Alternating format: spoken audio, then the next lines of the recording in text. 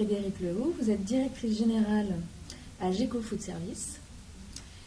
Et je voulais vous demander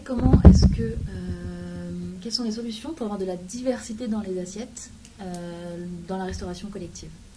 C'est une bonne question, celle de la diversité, surtout dans ce contexte du débat des EGA et de la loi qui est actuellement en cours, avec la thématique du local, parce qu'effectivement, sous ce terme de local, il y a une grande diversité de réalités.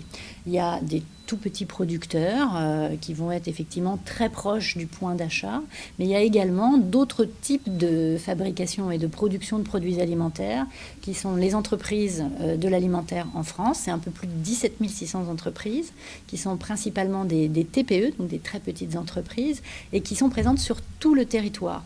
Et c'est important qu'on puisse avoir une diversité d'offres de ce type pour qu'à un moment donné, les tout petits producteurs seront peut-être plus en difficulté d'apporter les volumes dont on a besoin en restauration collective.